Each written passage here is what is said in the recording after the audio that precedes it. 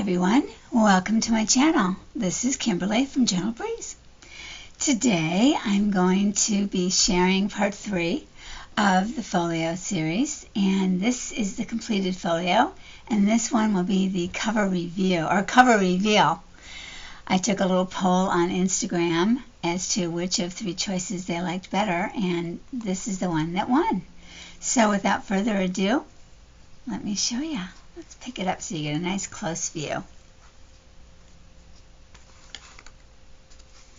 There we go. Let me show you the lace and the heart. These are 2 pieces of crochet I put together, and this heart weighs, honestly, a pound. It's so heavy. It's solid metal, and it's vintage. So I don't know, if they wore it around their neck, it would have been tiring in my opinion. So I ended up sewing it to the tuck and adding the lace so it had something to rest on. It's not glued down. I actually left it loose. I just thought that would be kind of more fun, more authentic, and I didn't want it to clang around in the paper or rip it. So hopefully it's going to be able to stay in pretty good shape. And then the picture, this comes out. Now this picture is a scan of one that's in my collection, and it had a bunch of the black paper sticking out from being torn from, I didn't tear it, but I bought it that way, torn from an old scrapbook, and it also had a big chunk a little bit lower here out of this part. So it went down further, but all it was steps. So I decided to just cut that off at that point, and then I also scratched it up with sandpaper, a disc, and these marks were actually in the photo itself that showed up a lot when I printed it out. And then I did it on glossy, not as glossy as some, but really heavyweight glossy photo paper, and I think it looks pretty authentic to the time. I distressed it around the edges a little bit. So this journal is not done, this folio. I'll give you just a quick little view of where it is so far.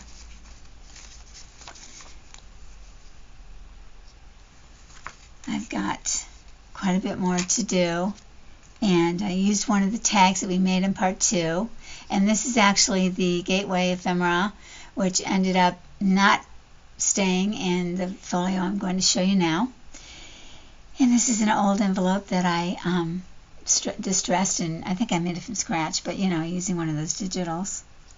So yeah, so I'm excited to get this one done and show you, and then there'll be a third one as well. So let's get on to our completed folio.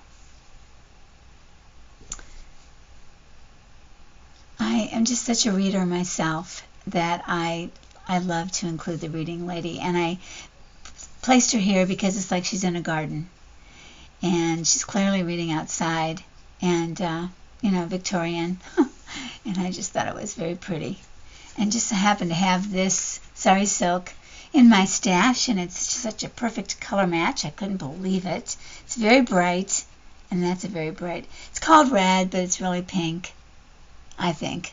I actually coffee dyed, I think, what you're going to see inside on top of this because it was so bright when I got it. But I'm glad I saved some out because I think it's beautiful. So let's untie it and go inside. If you haven't seen part 1, I urge you to go back and watch it. I'm going to make a playlist. Right now they're all under the Chapter 1 Design Team Projects playlist if you want to go there. But I will make a playlist for the series because it's going to be a little bit longer. I want to show you the other flip-throughs and maybe do some other something else in between. All right.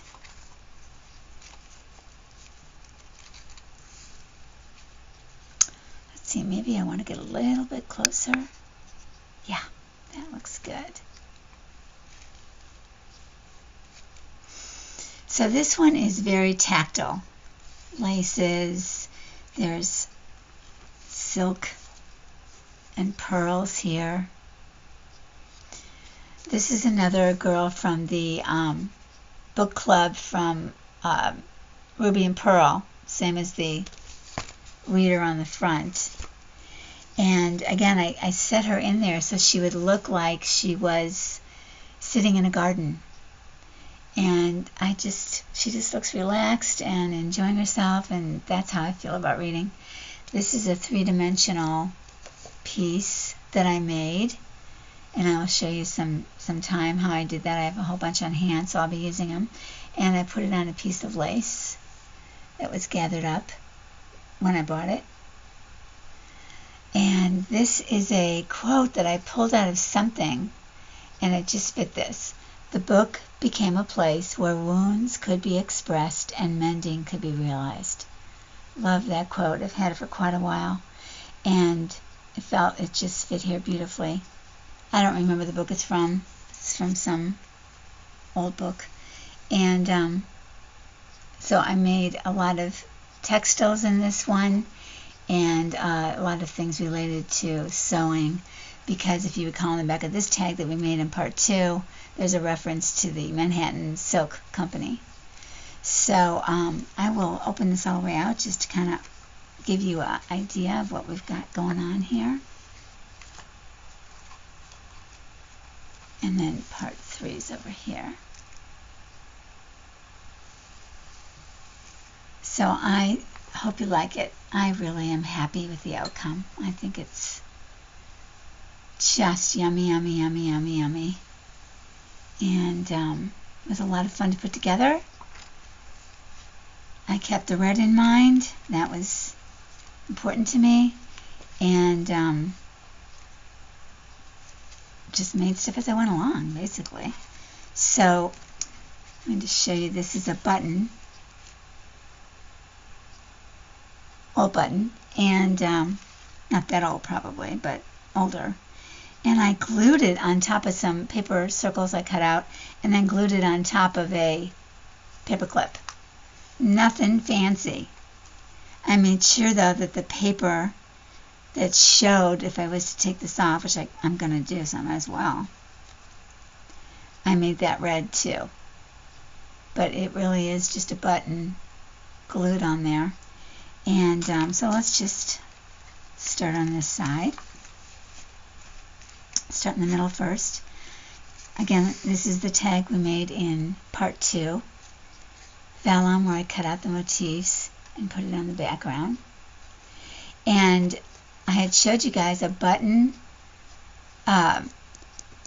brad, and I was able to pluck that button out. It was bought that way, so I don't know what glue they used, but I could pluck it out, and then I was able to glue this charm. It has a little, rhinestone in the middle. And I did put gold coloring on the underside. It was silver because of the gold around the daisy. And I thought that was just such a cute topper. And then I backed it with another material to leave room for writing. And I made this little pocket out of the same paper because I love this flower. Glued this here. Just a simple pocket. Oopsie. I'm going to see, I have to glue it a little bit better. There we go. I turn the edges down, and I can see it came up right here. So I laid this out here so that this flower is on top and these 2 green areas were on the side. Couldn't do too much about this. And I wanted to make sure that this picture ended right before the fold. So I just love how that looks. The whole thing together. I think it's smashing. Really smashing. Okay, so on to this side. So now we've got these 3 pockets, and only something skinny could go in this one. And so she found happiness in the simplest of things. Well, that's certainly true in this case. And of course that's from Amity Bloom. This I cut off another digital from the kit, which is from all of this, mostly it's from Chapter 1 Papers, and it is their latest kit, Pink Summer Blossom, Pink Summer Bloom, and this is from an older kit, which you'll have to look in the description box because I forget, but I've linked it. And so, no, this is from the current kit. This is a little slide that I made, and this is from one of their older kits. And this little seed packet I made into a booklet, put a little stamp on it, open it up, and it's got vintage pinstriping. I mean, there's a word, ticking, and room for some private writing and writing over there. Oh, I'm going to stamp on here. I haven't done that yet. I haven't figured out what to put on there. And then this sticker that I made up at the top, memories, it just feels very, very vintage. And I thought memories went well. This is actually a old slide, and I placed it in such a way that it looks like the sun. It looks artistic. It doesn't really look like the sun, but there's a building there between the trees, and the layout beneath here is similar to that. And so I laid it in an area where there was a circle so that it's got, you know, like a even better design than just the slide itself, and it's red. I thought that was a nice touch. So let me put this back on. Let's see how easy that's going to be.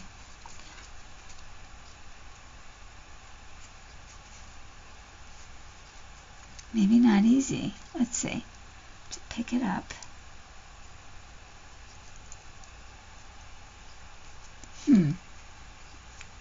There we go. Okay. All right.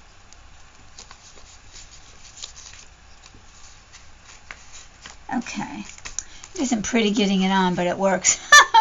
Okay, and then inside here, I made this cute little, it's such a cute picture. Look at that. Little girl, she's looking in the mirror. Like, who's that person in the mirror, she's saying? Plain dressed up in her mom's clothes, I'm thinking. Or maybe not. It does fit her bodice. I guess her own clothes. Wow. That's a lot for a little kid.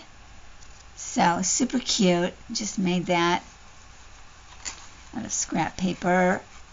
And the picture's from Ruby and Pearl. Put a little pearl on the paper clip holding it in. And then I added another piece of lace here because this is very skinny before it bends. And I just love that piece of lace. I cut it off of netted lace. And I followed the curve. Over here, I did a shallow tuck behind. I've been saving this sheet of stamps that were an ad when the Georgia O'Keeffe stamps came out. So it's a magazine. It's got the shine in all the magazine, but it doesn't show up too much. I glued it down well, and I don't know, it just doesn't look shiny. I'm so happy about that. And put it on this cute embossed paper. But I didn't want to cover up her head. So that is why that was there. And then when you open it up, I love this pale yellow that's really standing out against this paler beige. And also this pale yellow. This came from a Little Red Paperie, and of course Ruby and Pearl. And I just think the coloring and just the feeling is just all so consistent. And then open this up, and I sewed the buttons onto more of that sari silk. That's such a perfect match to this paper as well. Just looks like it came from the same dye pot, doesn't it? And I used really old buttons, and I sewed them onto a washi strip from Chapter 1 Papers so that there would be a little bit more strength when I was actually sewing it and gluing it. And then this lace here does show on the front, but it's hard to see when it's closed. But it is a pretty lace. And then made just a little tiny itty bitty collage down here. Put this picture from Red Paperie onto scrap and did some lace there in the corner, and then this key. And this page has a see-through, I should peel that off, I think it's a sticker, but I didn't want to wreck this original beautiful envelope that came out of that baby book that I found. And you know, I think there's the possibility that this was torn in half to save paper. It was sent in 1915. There's 2 postmarks on it with different dates. So I'm thinking that it was actually a whole one, and perhaps the original envelope was addressed above, so they were able to find this much space for a thin one. And then the person typed a letter, I think it was a pastor, who typed a letter and cut it out, so it was a skinny strip folded over. Or that might have been another one. No, I think it was this one. And this is the brand new baby, Miss Martha Francis Martini, as you do when there's a newborn in the house. So I thought that was really sweet, and I liked it. But I did take the letter out because, honestly, it was on such heavy-duty paper that it weighed just a ton. And I didn't much care for the letter. You know, it was typed, and it wasn't all that personal or anything. So I've saved it, of course, and maybe I'll use it somewhere else where it fits better. So that's that. And I think that's it. So I hope you guys found that pretty and are moving along on your folios. I know that I'm having a good time, and I hope you are too. Please, please, if you have any questions, ask me, and I will be happy to tell you my point of view, which is all I can do. Share my ideas, my way of looking at things, and soon I will be back with another video. Whoop, that's a terrible bow. I'll have to do that a little better the next time. It's hard to do it when you're talking. It's funny. And it's uneven. Huh. Have a good week, you guys. I'll see you soon. Bye.